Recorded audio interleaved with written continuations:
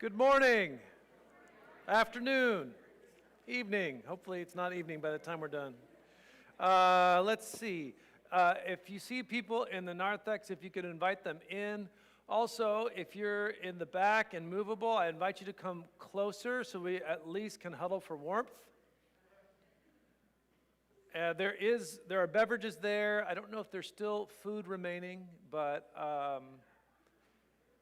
and if you have not yet downloaded the 2024 annual report, you can do that off of our site. We're trying to move away from a lot of paper copies and do as much digital as possible. So you can find that on the All Souls Resources part of our site.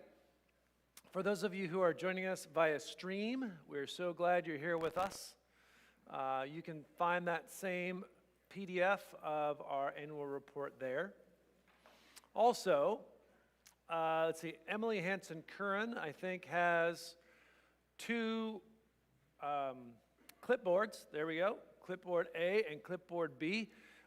We will send these around because this is the way we can make sure we can get a quorum today. But as I look around, we need 50, and I'm seeing that and some. But if you could just write your name, that will help us keep track and put these in the archives.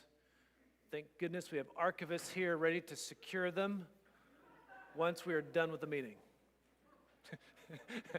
No, I'll bring them down to the archives. Yes. Yes, you'll find the report. If you go to our website, allsoulsparish.org, and then you go to section that says About, and under About, you'll see All Souls Resources, and then you'll see the 2024 All Souls Annual Report. It should have several images. Great. The resources, indeed. Okay, so now that we have welcomed, I would like to call to order the 98th annual meeting of All Souls Parish and the 121st meeting of the congregation.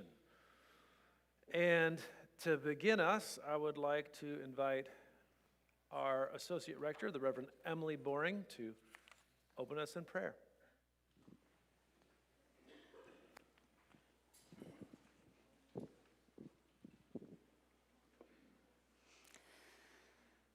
Let us pray. God, our Creator, when you speak, there is light and life. When you act, there is justice and love. Grant that your love may be present in this meeting as we celebrate, reflect, and chart our way forward, so what we say and what we do may be filled by your Holy Spirit. In your name we pray.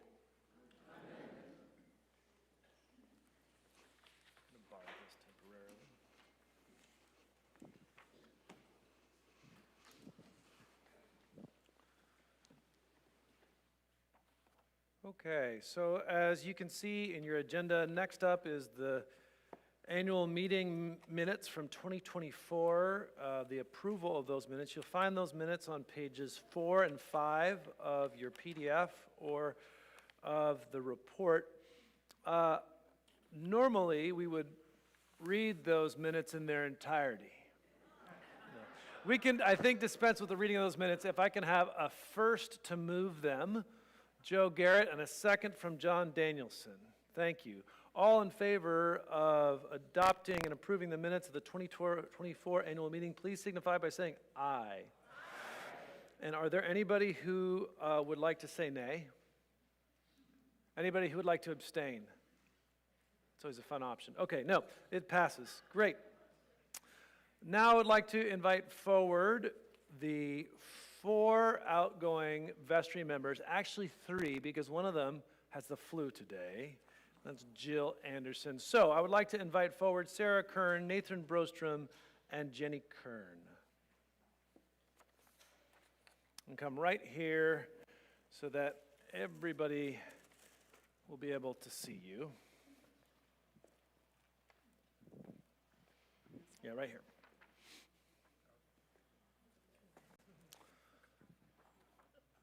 So we'll start with Jill. I'm so sorry, Jill, that the flu has got you. It is no fun at all. Jill has been a member of All Souls longer than anybody who currently serves on our vestry because she came here as a wee child. Part of why Jill came forward to serve on our vestry was to honor her mom, Jennifer Baylor, who had also served as a member of our vestry. And Jill served with great heart. It was a gift to receive her attention to our emotional life as a vestry, her willingness to say the uncomfortable thing that needed to be said, and of her palpable love of this parish. Thank you, Jill.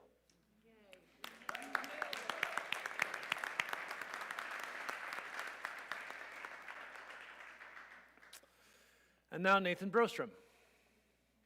Nathan, in his professional life, has the fiscal responsibility for billions of dollars. 54 billion dollars. And that comes with significant demands from a wide range of governmental and academic sources. Nathan brought all of that experience and expertise to his term on our vestry, but we received that also with two other gifts. Nathan's deep humility and his bedrock faith in the generosity of God and of our collective responsibility to steward it. Thank you, Nathan.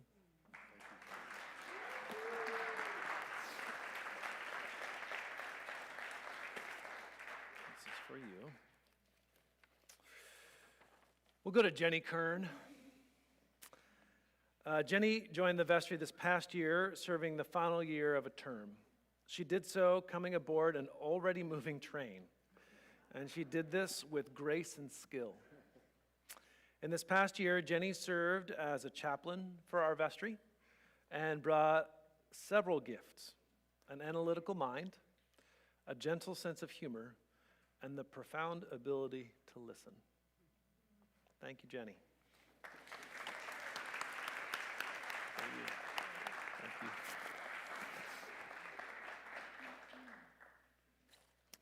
And finally, Sarah Kern.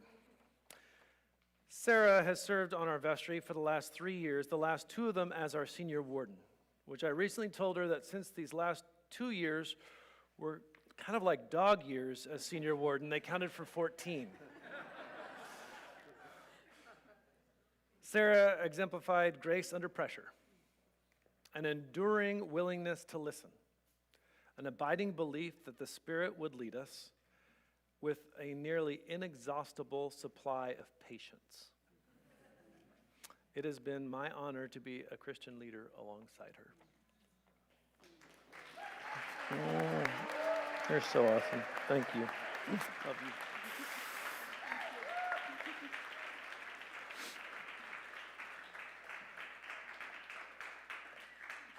So, please, would you show your appreciation for the graduating class of 2025?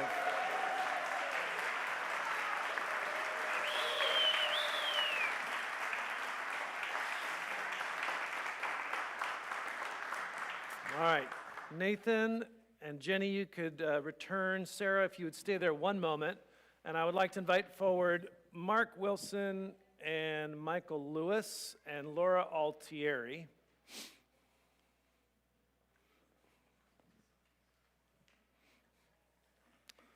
And I will get what you would like.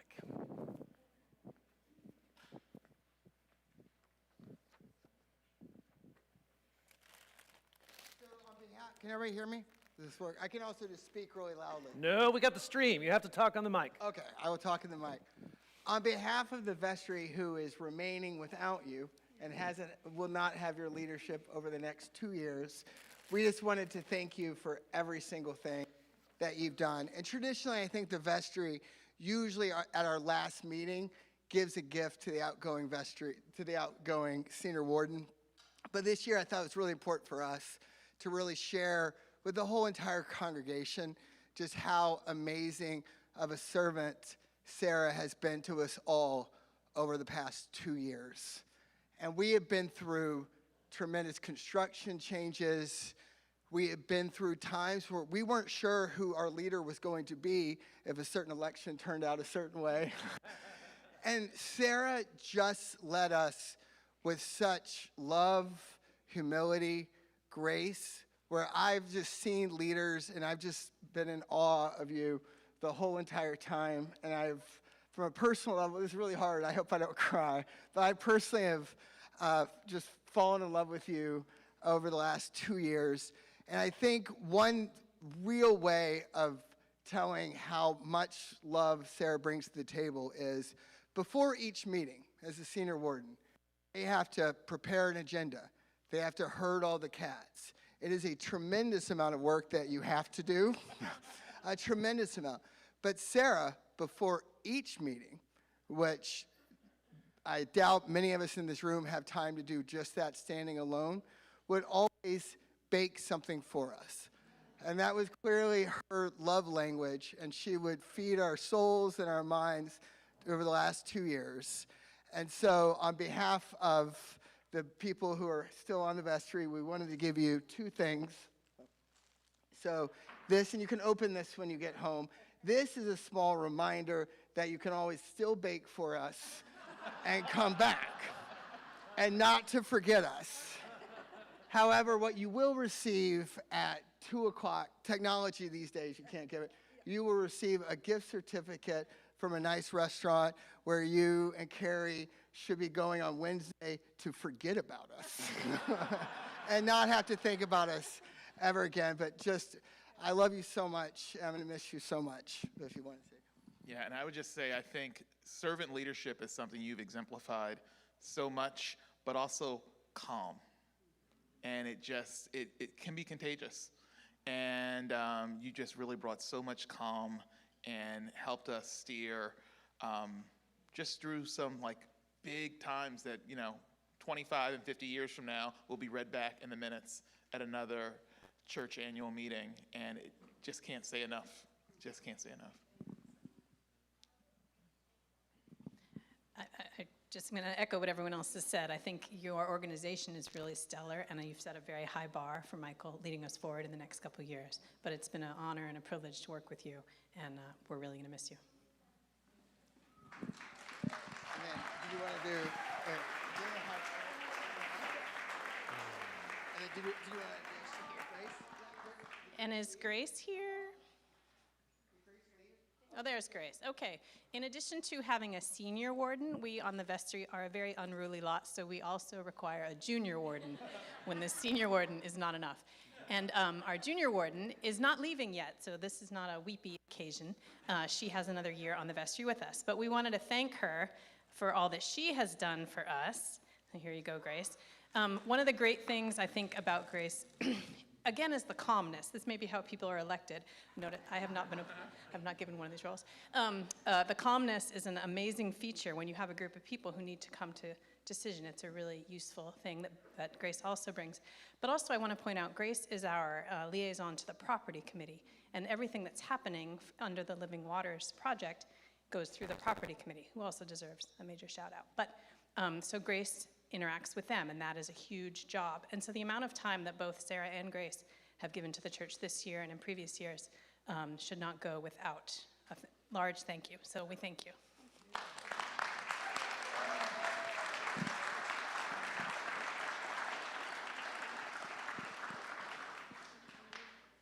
For those who don't know, it is the privilege and the prerogative of the rector to invite the senior warden. The vestry elects the junior warden.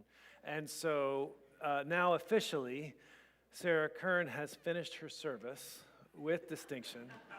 And it was my honor and privilege earlier to invite the next senior warden, who will be Michael Lewis. So.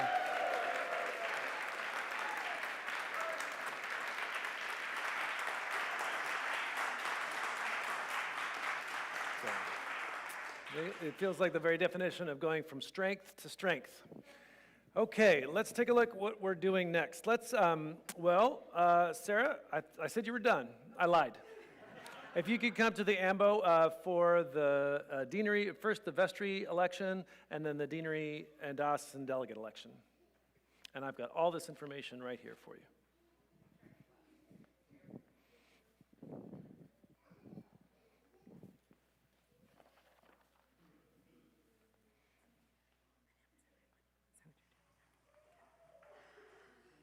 Good morning, everyone. Good afternoon, everyone.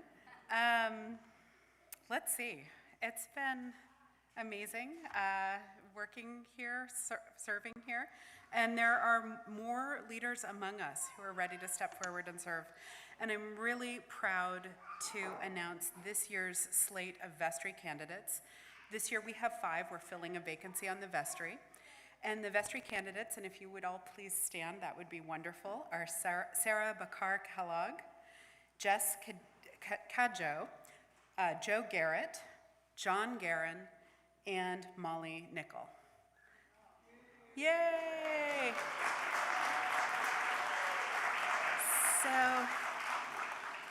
as I understand it, in years when there are more candidates than we have roles, we have an election. And in years when we have an equal number of candidates as we have roles, we have an acclamation. And so I'd like to invite the congregation to join me by saying, yes, we acclaim this group as our vestry class of 2025. So on the count of 3, 1, 2, 3, yes! Excellent. Thank you so much, everyone, for agreeing to serve. You've got a lot to look forward to. It's really fun. Deanery elections happen also at the annual meeting. And with the deanery, we have a group that serves on a 2-year cycle. And in the first year, you're a deanery alternate. And in your second year, you are a deanery delegate. And so the deanery delegates for the deanery, let's see here, hold on, I'm organizing myself. We have a replacement deanery delegate for 2025 because one person who was serving as a delegate needed to step down, and that was Mary Elgin. So Erin Horn has graciously agreed to serve as a delegate in her place. So thank you, Erin. I just want to acknowledge you and exactly. And deanery alternates this year will be Gretchen Donert, Annie Hayes, Alan Schutt, Kathleen Summerlin Hauser. And if you would all please stand so everyone can see you, and we will give you a round of applause and our gratitude for, thank you, for representing All Souls at the deanery level. So thank you all very much. And if you weren't participating this year, you may very well get invited to participate next year. So stay tuned. Now you really are retired. Okay. Yeah. Okay, as has been our practice, I'm going to look at some of what happened at All Souls in 1975. This is the annual report from 50 years ago for the congregation. And we're going to start actually with the archives. So the Archives Committee reports that the All Souls Old Soul Index is complete. It was the persistence of Glenn Gibson and Lois Newman that made possible and thus made 1975 a memorable year. Now we can speak with authority about baptisms. There were 2,080 of them at All Souls since April of 1907. 1,732 confirmations since December of 1906. 1,028 marriages since December of 1906. And the accumulation of the above data was supplemental to the prime purpose of updating the parish communicant list, the last revision of which was begun in 1946. So we might be due again, just heads up. And for 1976, we proposed to get into the many boxes of old files, documents, mementos, memorabilia, and other miscellany which have piled up in the archives crypt, so that we old souls can better preserve our past accomplishments and turn over a new, more orderly record to the new souls, that's us, yet to come. All right, so that was the archives. So then we're going to look at the Commission on Outreach. In 1975, Outreach at All Souls began a unique program, which was the brainchild of Jack Graves. We called the new program the Parish Allocation Fund because this was the personal outreach of the people at All Souls to the community.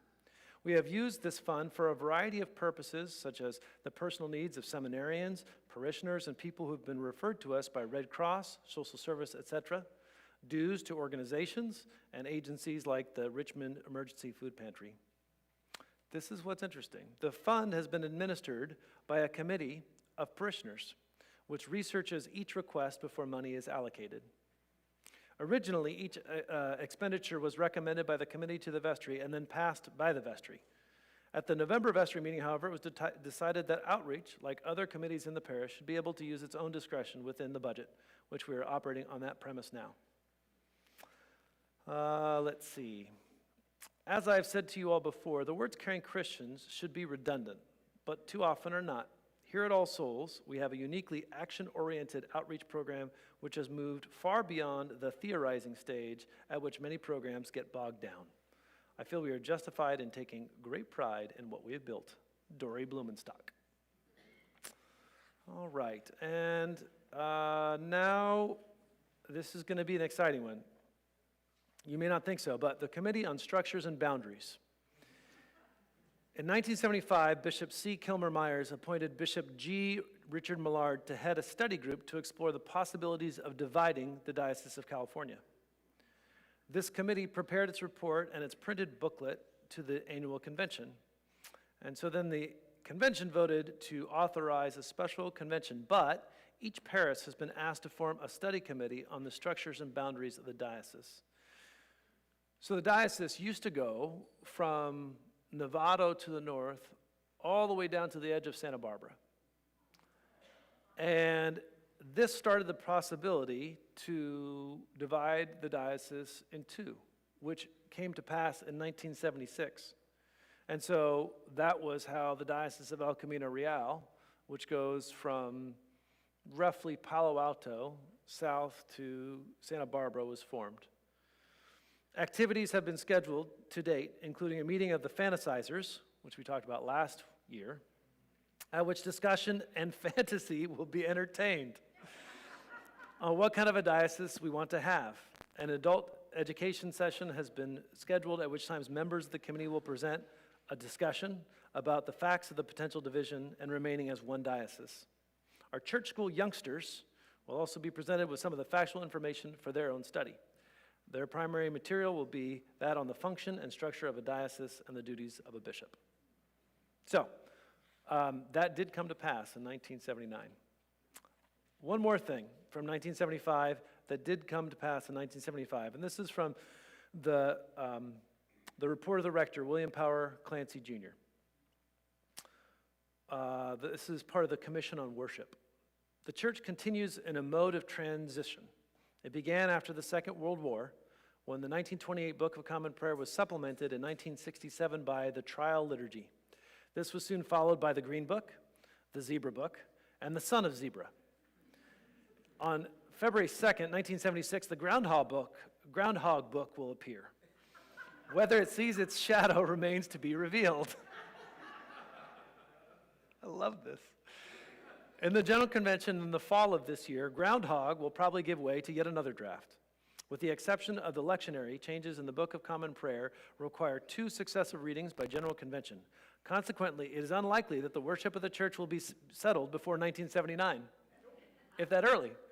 Turns out it was. Bill thought it would be more like 1982. Change is occurring slowly and in an orderly manner, which is with an unusual amount of grassroots participation. It is not being handed down from on high.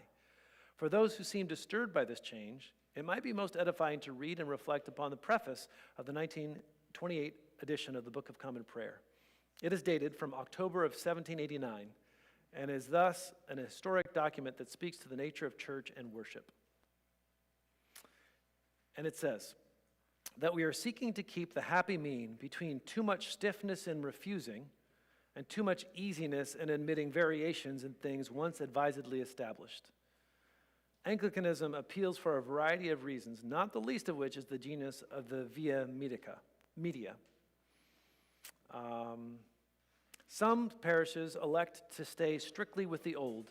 Others are dominated by the latest innovation. There is room for both in Anglicanism, but to the extent that this is done, such parishes tend to be monochromatic. To follow such a course of action, permissible within the Episcopal Church, would be quite inconsistent with the intentions of the founding and naming of All Souls Parish. Because of the Anglican tradition of the Via Media and the heritage of this particular parish, we are using the 1928 order of services in the chapel Monday through Saturday, albeit with the Green Book propers, and both rites 1 and 2 of the Green Book in the main church on Sundays. When the groundhog and its progeny surface, we will slowly become familiar with it. In the meantime, we just hang on to the raft. And that was the report of William Power Clancy Jr. and others of All Souls Parish in 1975. Turning our attention now to 2024, I'd like to invite forward Shelley Altura to bring us up to date, there we go, on our finances. For those of you who are wondering where that would be, you can turn your attention to all the numbers. And it's a lot of numbers. Right here, just showing me right here. So Shelley's report is on page 14, and then 16 and onward are all the numbers. And this is for you. So I have 3 questions for you here today, Shell. How do we finish in 2024? Yeah, I think we're on number 1. Yeah. Hello? How do we finish in 2024, Shelley? We did awesome. And the backstory there is that we had a $992 surplus. Whoa. And I know it doesn't sound like much, but when you know what's behind those numbers, the real story is in the income section and what happened there in terms of the pledge and plate offerings. That's an amazing story in terms of we brought in $738,000, 18,000 higher than last year. We were, 10,000 under our budget, but that's still a 2.5% over last year, and just an outstanding result. And along with the pledge income, we received 2 bequests that yes. helped. What did that help offset? Well, the pledge, the plate offerings, and we're talking about other donations. The other donations is special gifts and bequests, as Phil just said, and that offset a loss of revenue that we would have received from in our lease facilities use or lease income. And that, it was substantial. It was $51,000 that we lost there. That was unexpected.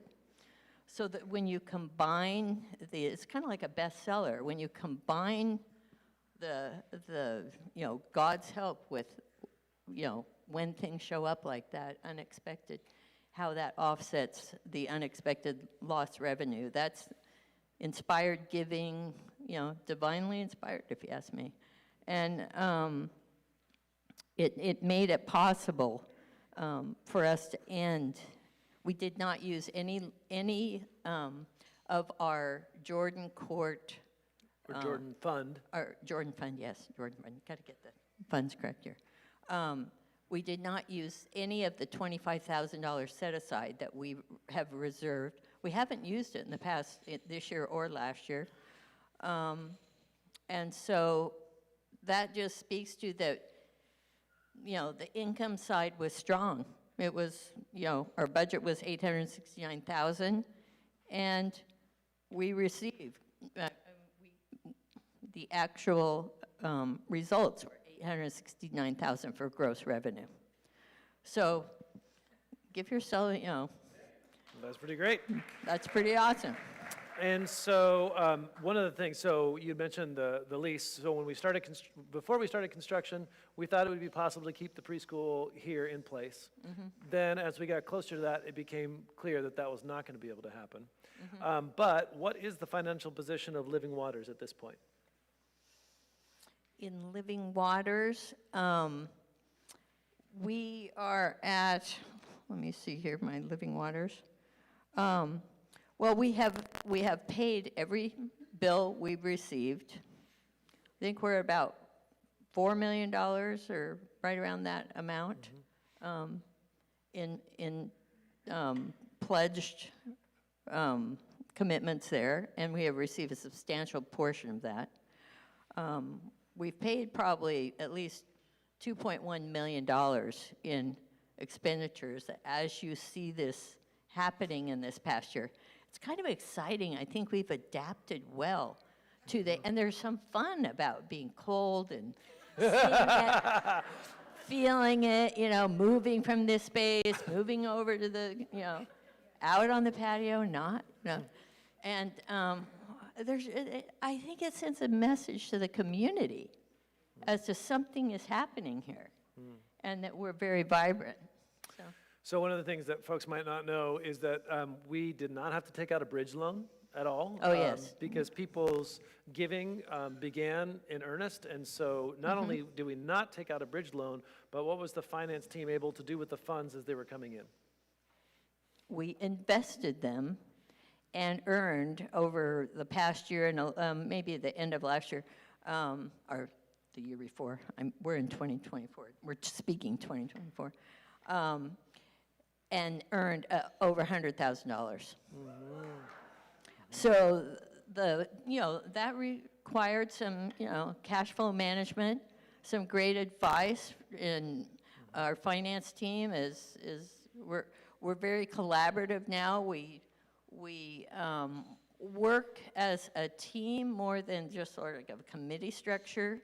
So there's specialty, everyone has some kind of specialty and incredible knowledge, and we've had Nathan pop in from time to time with his fantastic expertise, and it's just, I mean, you guys are all involved. I think we're all invested and involved this year.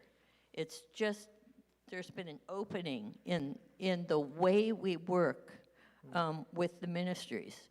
And I think that's what I felt the most change, because this is my third year as treasurer, and I've seen it happening. But this year is different.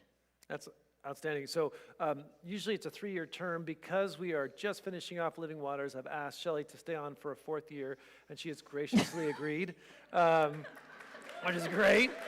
Yeah. So last question then, what is the financial outlook for 2025 for All Souls? No, it looks good. Looking ahead, the budget for 2025, we have a $6,700 projected deficit. Now, when you think about this, a deficit. Well, you have to, in the past, just to give you a look back, if you look at 2023, our deficit for the budget was $85,000. It was substantial. We were coming out of COVID. It was kind of daunting. The next year, our deficit for the budget was $13,418. So we moved substantially just in 1 year. And in 2025, looking forward, we project $6,674. So our goal is to end up like we did this year with the $992 actual results. So I think we've accomplished as a parish our goal of not living, I think on the expense side of 2024, it was very successful in how I didn't go into that too much, but I think it's another testament to, we had our goal, and every ministry here took it seriously, was involved, and they reduced that deficit so it turned positive. I'm glad you mentioned the giving, because people may say, well, but we've got this deficit. Why is that when giving was so strong? And one of the things that is not part of the 2025 budget is any money in income from the preschool spaces. And so we do hope yes, that's that correct. once the construction is done and we've looked at the kind of the seismic safety of the spaces, that we will then be able to bring in a new tenant, and then we can start receiving income again, which, you know, in past years was around $75,000. So that was significant for our budget. I will say one thing there, that on the pledge forecasted, you know, our pledge, our stewardship campaign for this year, we have a higher commitment there of, it went up $105,000 over last year. Now, we've been trying to get that number to move for quite some time, and it always had come in, you know, similar to the little better than the prior year, but not substantially moving. And that 105,000, and thank you to all of you, because you made that possible. And the stewardship committee, I mean, I had so much fun at the hangout down the way. At St. Mary's, yeah, it was great. That was a great celebration. So it's things like that. Yeah. Right on. Well, thank you, Shelley. Thank you all. Thank you, All Souls.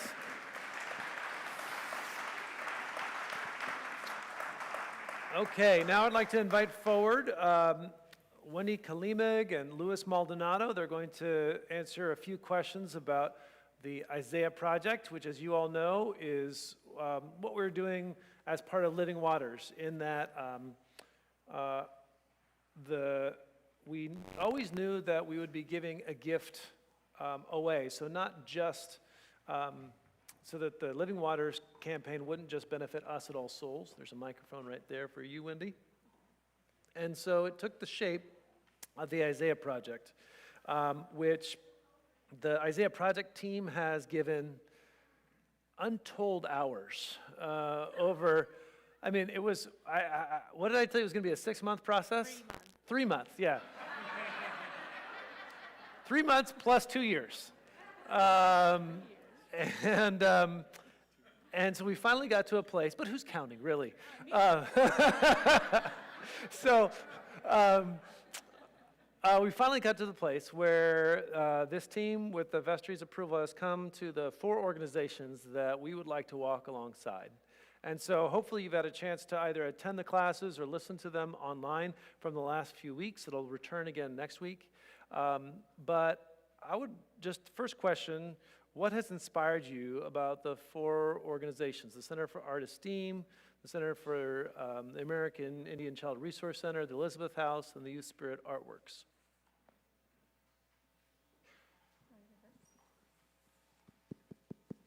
Okay.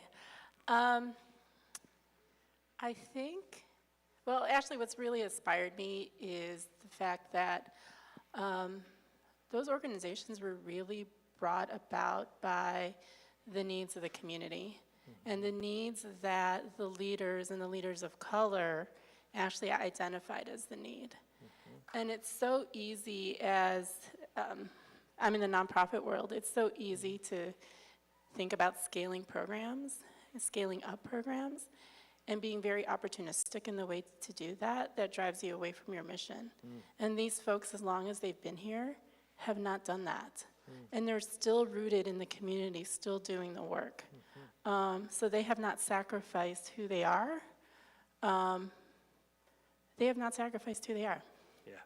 And it's very beautiful. And the way that they're grounded in the community speaks a lot to generations. They're grounded within generations. And it's such a beautiful thing. How about for you, Louis? Yeah, I second all of that. My additional thoughts are that what struck me about all of these organizations is they've been around for decades. Youth Spirit Artworks maybe a little less, but a couple of decades, but all the others, 3 or more. American Indian Child Resource Center since the 1970s. So these are organizations that have, really stood the test of time, and yet they're not gigantic organizations. They're not funded, with millions of dollars of grant funds, which was one of our criteria. We wanted to look for organizations that were doing really good work that weren't already really, really well funded. And amazingly, we found them through 2.5 years of work, right? But, so that's one thing. The only other comment I have is that what struck me is that all of these organizations, one of the focus areas that you all selected was children and youth. And in fact, in the focus sessions we had 2 years ago to get your thoughts, children and youth kept coming up. So it was one of our focus areas, but all of these organizations actually work on children and youth, which to me just struck me, because that's, looking to the future, to the next generation. So that's really moved me. Thank you. So part of the reason why it's taken a lot longer than you first agreed to is because we took a pause and we decided that it was really important for us to learn about how some of these breaches occurred here in our community and what All Souls might have had to play in that. And so what have you learned through the work that we have done? You have to, I'll start. I was an American history major in college, so I've always been interested in history, but I'm amazed at how little I knew about the late 19th century and first half of the 20th century history of Berkeley, Oakland, and the surrounding East Bay area. And, we learned a lot and put it together in a report that, was just amazing. And one of the things about that moved me was that one of our organizations that was at our formation a couple of weeks ago, the Center for Art Esteem, they actually, I didn't say anything about our report. They went to our website, they found the report is posted on their website, they read it, and not only did they read it, they asked us questions about it. Yeah. So, it was just, so that was something that moved me. Yeah. I think for me, what I really learned is how deep the harms go. And it took us a moment to really, we were pretty reflective, and just to recognize, we all understand that we are on stolen land, right? We understand that. But what does that really mean? What are the harms? What is the violence? What does that cause to Native communities? What does that cause? What has the houses we live in, what has structural racism done to Black communities? So there's an understanding we have, and we're like, yeah, right. But when you really dig deeper, it's more than just that, yeah, right. It goes to what we have done and what churches have done. If you look at the history of Oakland and transportation and all of that, churches played a big role in dividing communities. And so that was, for me, what I learned is that we can always just say, yeah, that's right, but we have to question what the deeper meaning is in that. Last question. What is a hope that has emerged for you as part of this process?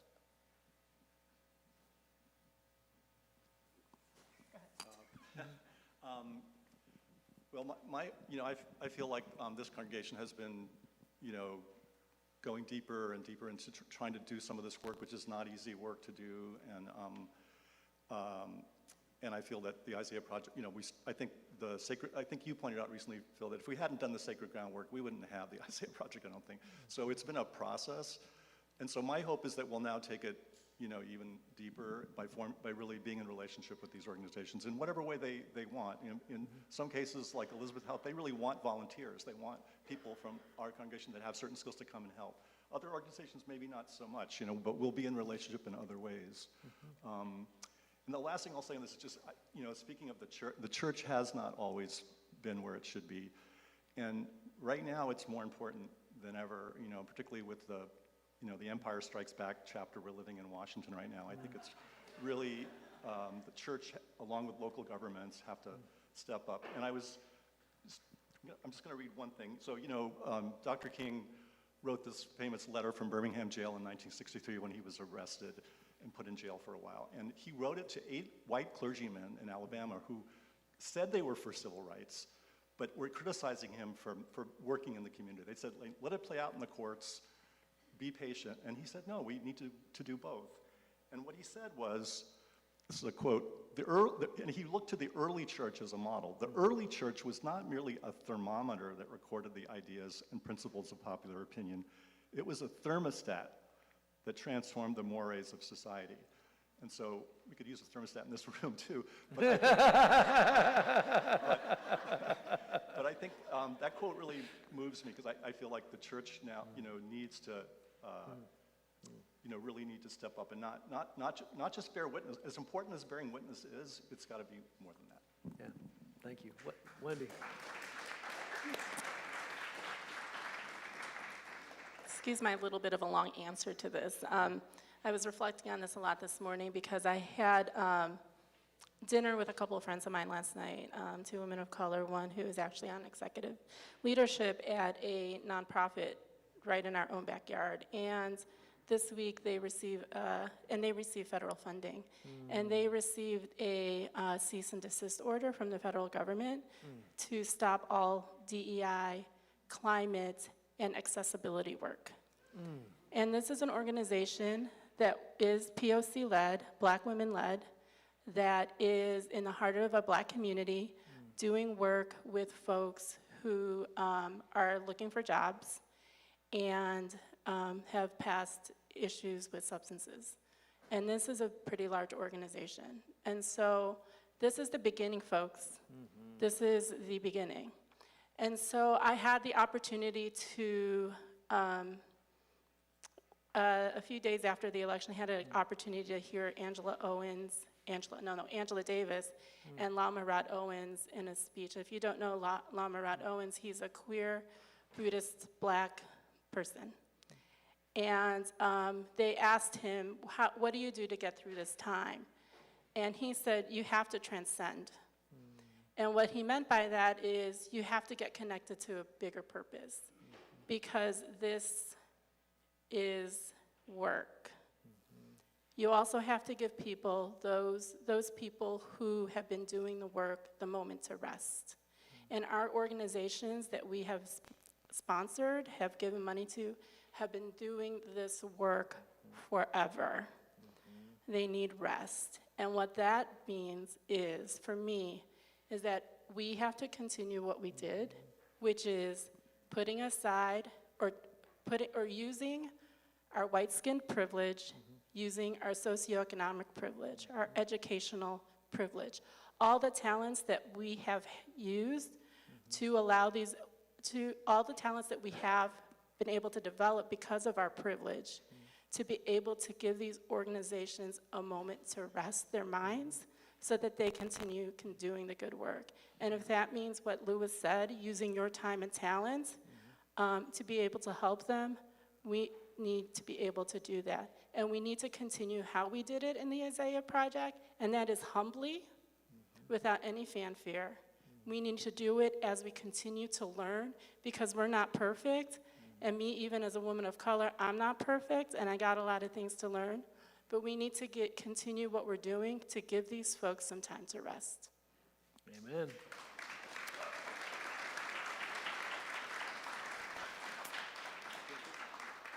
Thank you, Louis. Thank you, Wendy. And also with you, we had Mark Matek, Nathan Brostrom, Christine Trost, Tony Martinez-Borgfeld, Paul Matthew. Mark? Oh, and me. Yeah, I was number 8. Okay, thank you so much.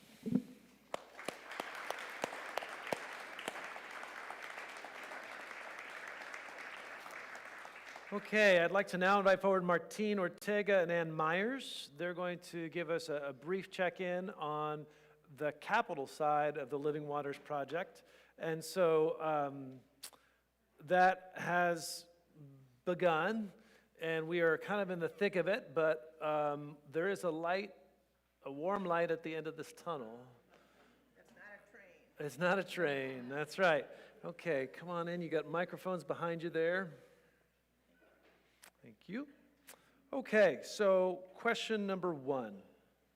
So we've been doing this work for Living Waters actively now for about 6-7 months. What are some of the aspects of the work that's been done so far that people might not realize? It's cold. I'm just saying that.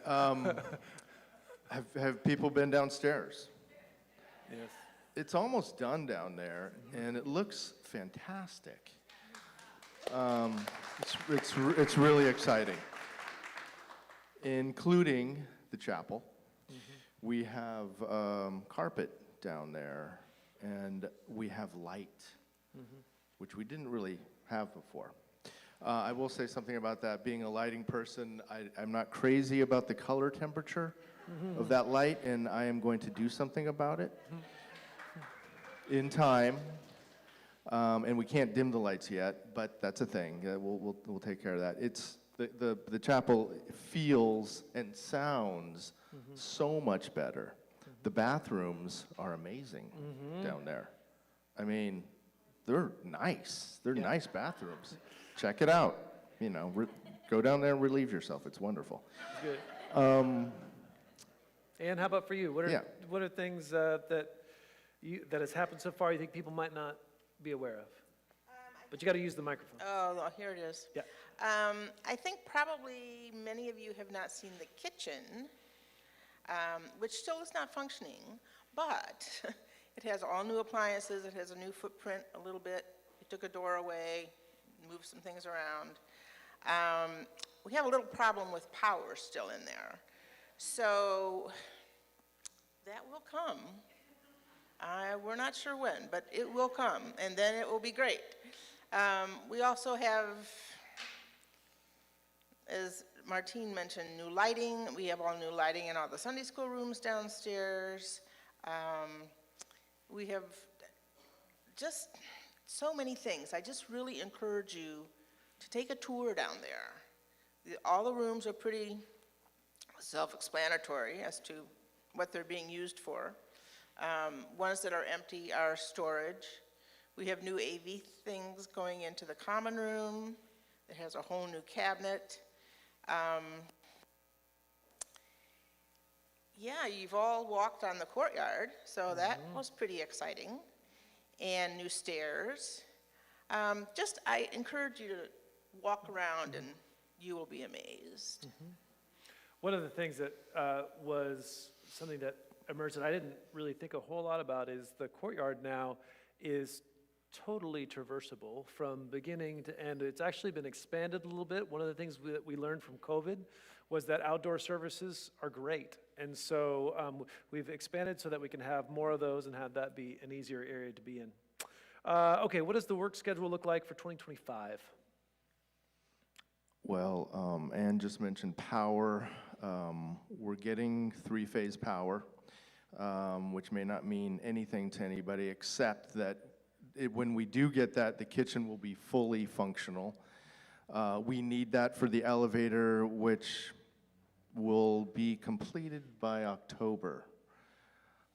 We need to get three-phase power from PG&E. They won't do anything until the switchgear is here and in place. Then they'll connect us, and then the elevator people will come back and build the elevator. They're preparing for it now. So it's a step-by-step process that is longer than we would like it to be, but that's what it is. So the kitchen's going to be functional, the elevator will be functional, then the heating too, which is, we're feeling it now. But next winter, we're going to be nice and toasty in here. Yeah. So those are the things that are going to happen soon, pretty soon. I mean, I'd say June, July for the three-phase power for the PG&E work, and then the elevator will. Well, when we get that, then the kitchen will be up and running soon thereafter, and then the elevator after that. So something to look forward to. We're going to get flooring in the parish hall in April. Is that right? Something like that? Yeah, they're not going to do it now because of the moist and cold air. We don't want any buckling in that floor, but that's going to come up soon. WCI, our general contractor, is going to wrap up phase 1 by the end of next month. Then they'll come back to the floor quickly, and then they'll be back to do the power and the elevator late summer, early fall. And So- anything for you to add there? That's what I was going to say, is that we're going to get a little break from construction. They hope to finish pretty much all the normal things by the end of February. And then they're going to go away. And we'll just go about our business. And then once all Yeah, we move trade. Once all of this electrical stuff is all ready to go, they will come back and finish things and hook everything up, and it'll just be fantastic. Great. All right, lightning round. What is one project that you're really excited about that we've undertaken? That we have yet to undertake? No, that as part of this whole Living Waters, one project that you're really excited about. Yeah. I mean, I'm an early riser, so I'm down in the chapel at 8 a.m. every Sunday morning. I'm just really stoked that we've got, a warm, nice sounding little home down there. So, I mean, not everyone goes down there as often as we do, but I'm excited about that. And how about for you? I'm just excited to see this place looking loved again. Everywhere you look, you can see either a project finished or traces of someone has thought about it and it's gonna happen. Yeah. So it's just, I think it will just be wonderful to have a lovely space. Right on. Okay. Other members of the property team, the chair, Patrick Tahara, who's on vacation right now, which is great, and Ed Sinek, Grace Telks, Kaki Logan,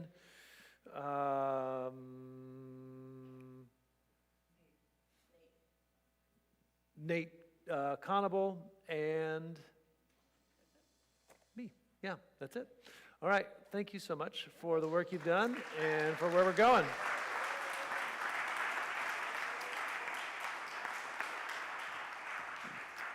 Okay, we're going to do a quick review of, this does not feel like history to me, of 2000.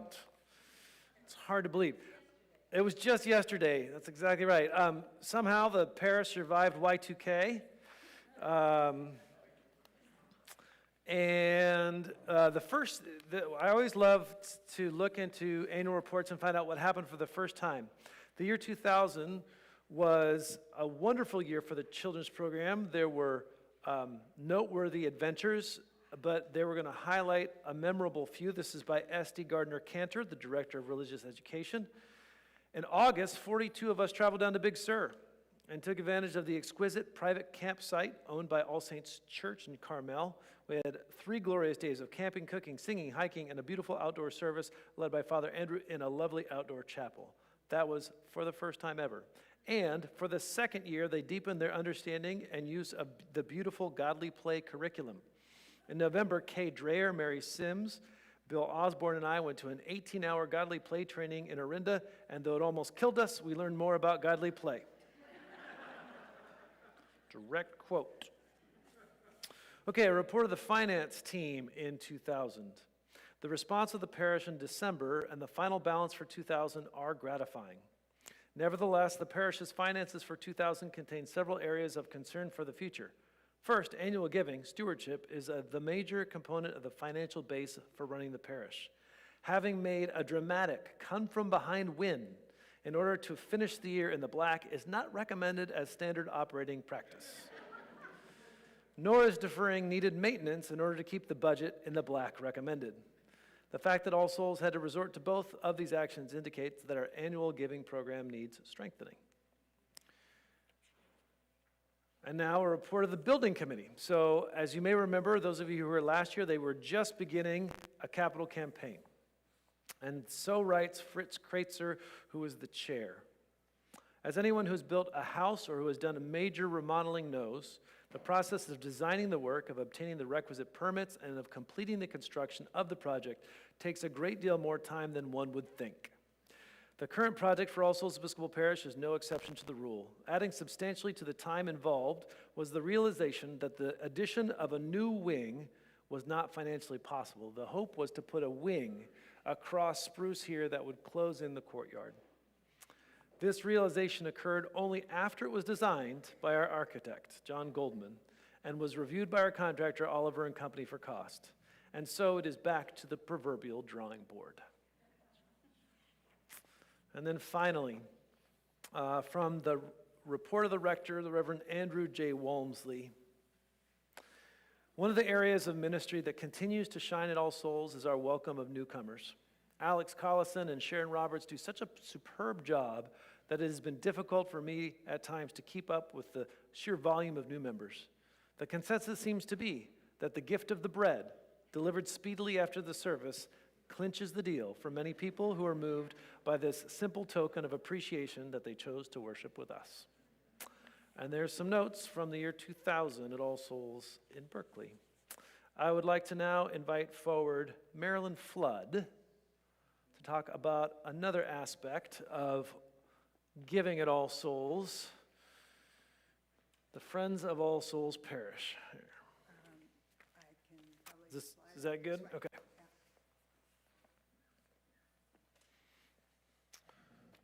Okay, I think this one was working best. Okay, Friends of All Souls is a new initiative of the congregation to invite people to give a planned gift from their estate. Marilyn, how have planned gifts changed the life of All Souls past?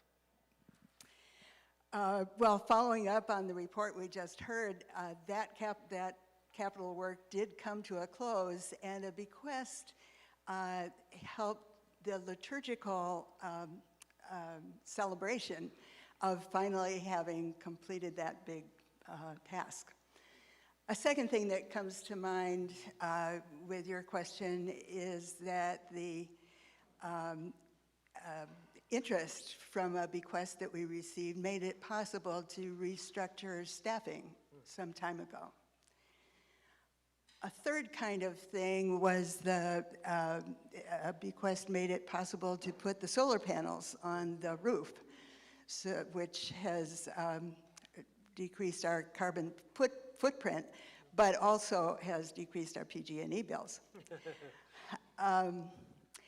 The Jordan bequest was one of the major gifts that has contributed to the Living Waters work that we are seeing going on now. And also from that bequest came the funds to furnish the offices in Jordan Court. So in all of those ways, well, I should underscore the information that Shelley gave us, that a bequest helped to defray the difference between the rent that we would have received from the preschool during this time of construction. So in all of these ways, diverse ways, bequests have made life different here at All Souls. Marilyn, and now I'm going to put you on the spot a bit. Why did you decide to include All Souls in your estate planning? Well, it actually started out quite pragmatically. Wait, you were pragmatic, Marilyn? I pledged annually to All Souls, and at the point that I was first setting up my estate plan, it was clear to me that at some point I would die in the middle of the year, and I wanted to fulfill my pledge.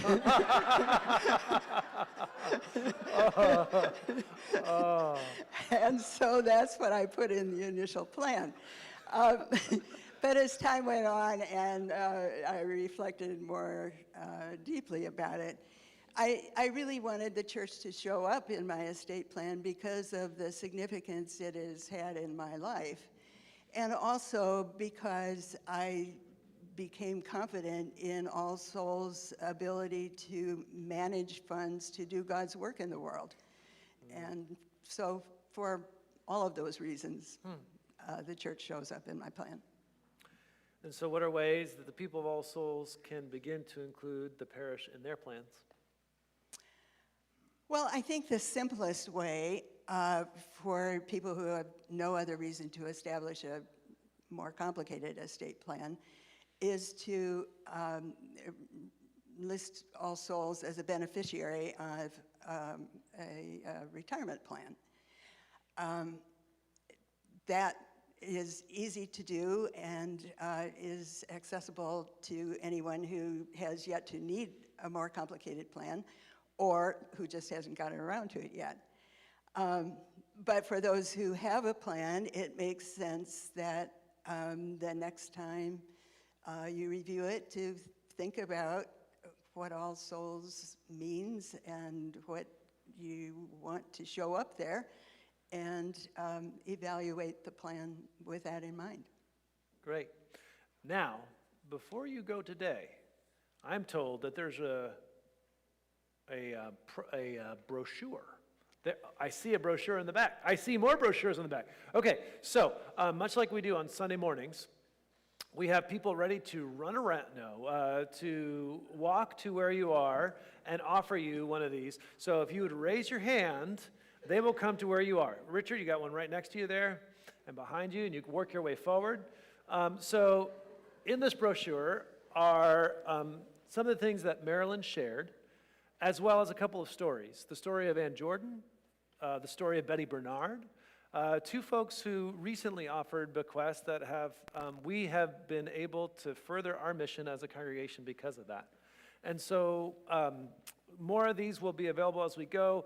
We have members, so the people you see, we need more. Excellent. The people you see right here, so Bonnie Bishop and Melissa Devereaux and Richard Lynch, Marilyn Flood, myself, we're all members of the steering group for Friends of All Souls. And so if you would like to know more, and Sarah Kern right here, if you would like to know more, you can talk to any of us, and we'll also have more of these brochures available as time goes on. Thank you, Marilyn.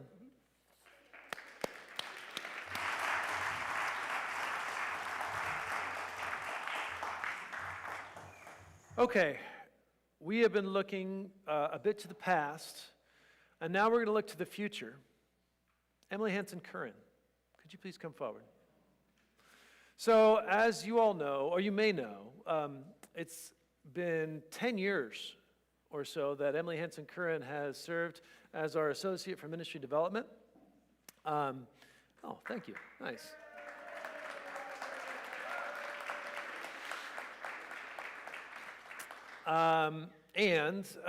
She's had, ever since I interviewed Emily, actually in that side chapel right there, about what, 3 days before you were going to get married? Yeah. Right? Something like that. Something like that. I've known that Emily has this dream, has had this call on her heart to form a Christian community.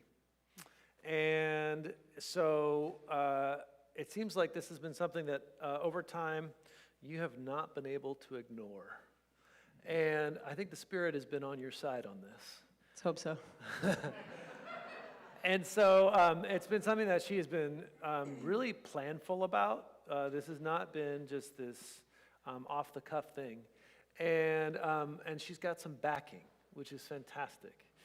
Could you share with us what are some of the things that you're excited about and maybe even scared about for this new Episcopal church in the East Bay, St. Lucy's?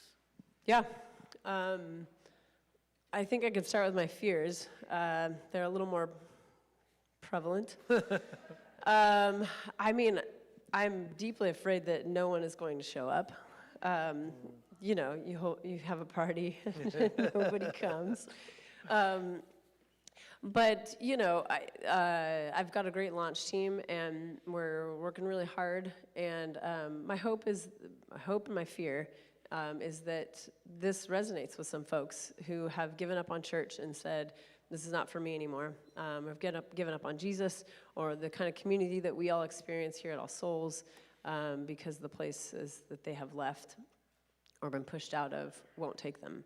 And so a fear is that it actually doesn't resonate with them. There's lots of other fears around the workload, and this transition is tough right now. Just the hours. I'm in CPE, and I'm here, and I'm at St. Lucy's, and I got a family who seems to just have snot coming out of every orifice, and so, it's just tough right now. But there's a lot of fears around this turn right now that I'm in. It's a little tight, and so coming out on the other side alive and well is a big concern. Because you're not only doing a half-time job here at All Souls and a half-time job with St. Lucy's, but you're also going through the ordination process. Yeah. That's a lot. So the things you're excited about. If this hits for somebody, for a handful of folks, that will be the thrill of my life. Like, I think I will be exactly where I want to be. Yeah. What are ways that All Soulsians can support you and support St. Lucy's? So I'm not trying to make a new church. I'm not trying to take you all with me. I love you. And I want you to show up and come check it out. But I don't want to take you with me. I'm trying to create a church for folks who don't have a place right now. And so you can support us by, putting some warm butts in the seats would be great, especially as we get it going and it's a little empty. Hopefully not for long. But you can support us in your prayers. You can support us by staying here and keeping the work of All Souls alive well. We're trying to make more goodness, more of what the spirit of this place is. We want to do more of this. All Souls can't be the only place doing this. We got to do more. And so that's the hope, is that we take a kernel from this place and we go and go and go. So you can support us by praying for us. My family will always take a home-cooked meal if you want to meal train us at any time. Especially when snot is pouring. Yeah, just stay outside. And you can give financially to to St. Lucy's. We're trying to raise funds right now. We have a matching grant that we've got coming. So once we hit $150,000, we get a matching $150,000. That's going to keep us alive for a good while. But as you know, Bay Area costs a lot of money to live in, and so that money will go quickly. So we're trying to raise money to do that. I think those are the big ways that I can think of. Yeah. So as I said at the start, you've been here about 10 years, and that's coming to a close, which is hard to believe. I know. And so your last Sunday will be on Sunday, April 27th, which is the second Sunday of Easter. And so if you and I are going to have a beer, say on May 1st, and I asked you what you were most proud of doing in your last few months at All Souls, what would that be? Ideally we hire somebody to take my spot, and I help kind of shape that hire a little bit as best I can. That'd be super sweet. I'm also working on an operations manual, so it's real nerdy. Go. But it's a big spreadsheet of all the things I do, and I have documents attached to each of them of how-tos for every event that I have put on or helped put on here.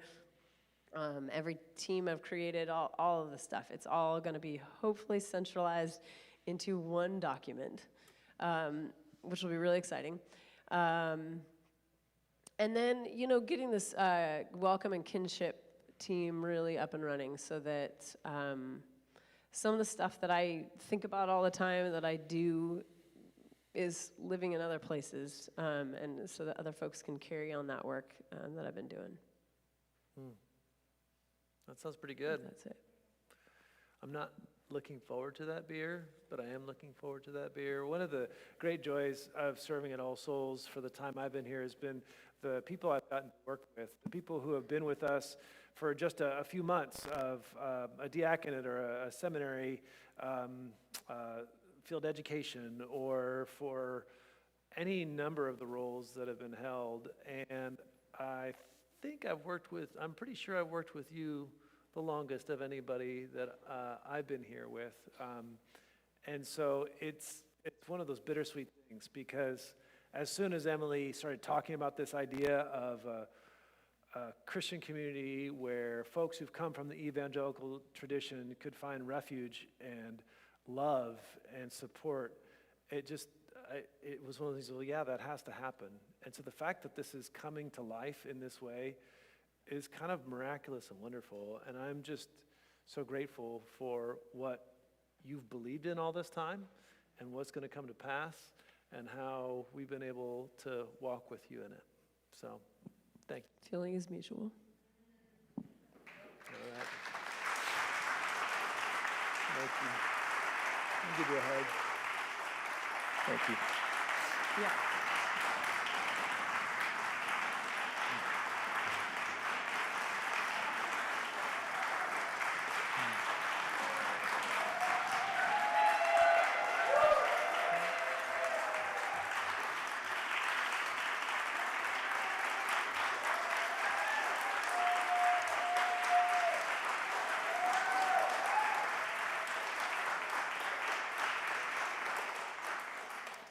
Could the clerk please record the tears?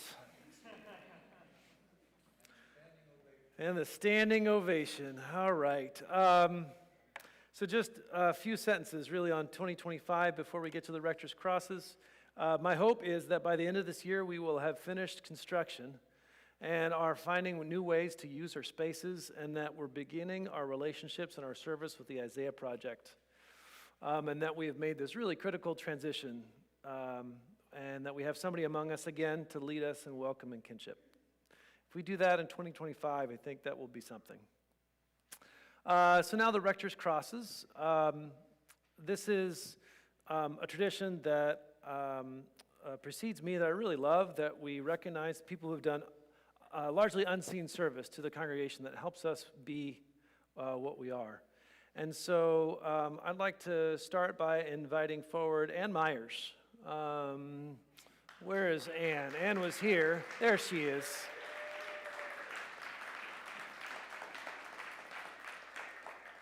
Ann has been our Living Waters detail chaser. When there was a leaking roof, she got somebody here before the afternoon was over. Whenever there's a color to be determined, she has found it. She has been every week at our owner-architect-contractor meeting and has brought forward all kinds of issues that otherwise would get lost in the details, including that our sacristy needs a refresh. And she's known this because she's served that way. And so we wouldn't be in the place that we are without your effort, attention, and care. Thank you. Thank you.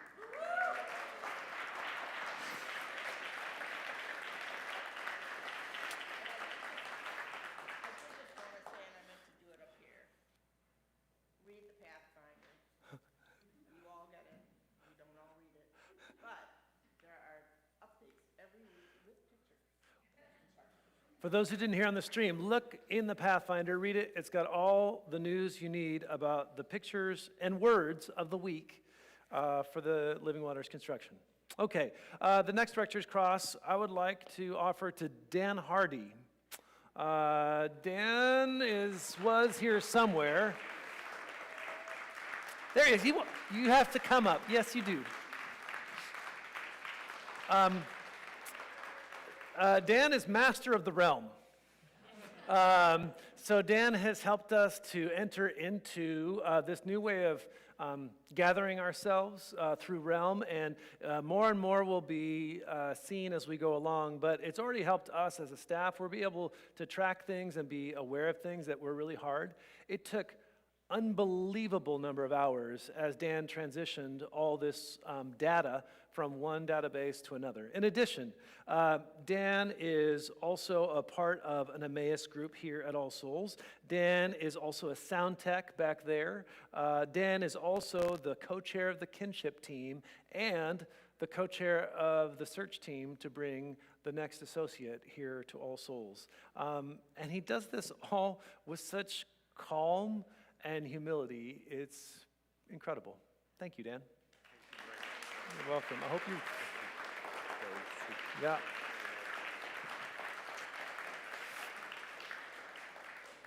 Now, I'm aware that these two people are individuals, but I would actually like to invite them forward together. Melissa Devereaux and Nate Conable.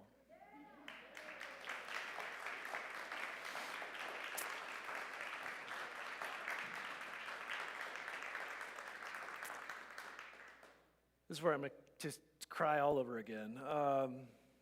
Melissa has served as senior warden, served as the co-chair of our stewardship team, the lead on the Friends of All Souls, has been an open door dinner captain, wise counsel, and someone who's given her heart to this place. Nate Conable has served as our finance chair, as an open door dinner captain, on our property team, and on occasion lent his voice. The two of them are faithful parents and just loving people. And I well remember the first time you all came about 11 years ago, 10 years ago. James had just had his heart surgery. You all had made the move from Atlanta, and Lily and James were looking for a place to be. And they jumped in, feet first, came on our parish retreat, thanks to the urging of Liz Titchener. And I will never forget the rendition of the White Stripes tune that you and James did on the guitar that melted our hearts. And ever since, it has just been just an honor to do this alongside you. Thank you.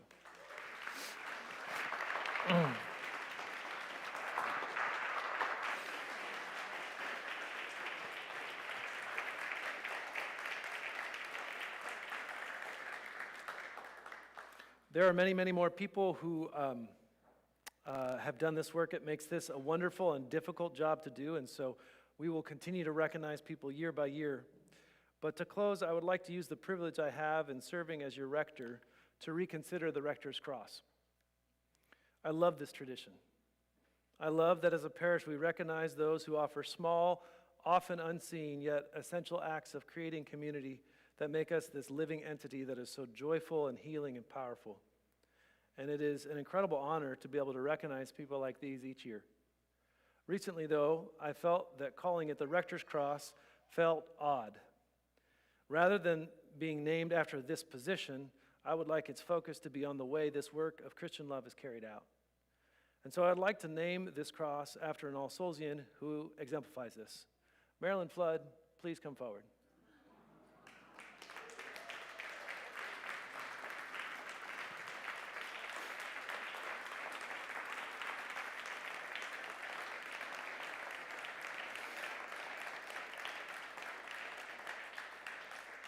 Marilyn is one of those people who could have received the Rector's Cross every time it was offered if that were allowed. She is trusted by this congregation implicitly. She has helped shape much of what has helped this congregation be healthy and faithful, leading us in vocations, personnel, as the vestry member for multiple terms, as senior warden on several occasions, as a co-chair for a rector's search team for this guy, on our finance team, as a sacristan, as an usher. It would be hard to find an area of our common life that Marilyn hasn't helped frame or rebuild with her characteristic faith in God, willingness to do the hard work, ability to see the big picture, and legendary attention to detail. It is with great joy and love that each year I will be offering the Flood Cross as a testament to Christian love, humility, and service and action.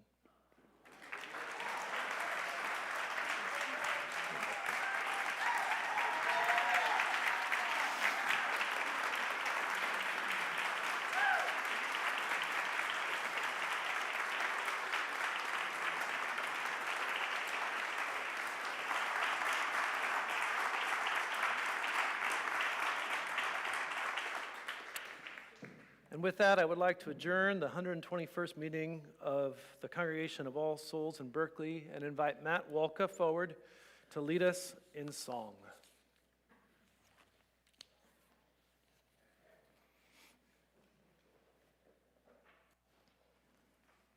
And I invite us all to sing Praise God from whom all blessings flow. If you need to look at the music, it's number 380, verse 3. But most of you probably know it by heart already.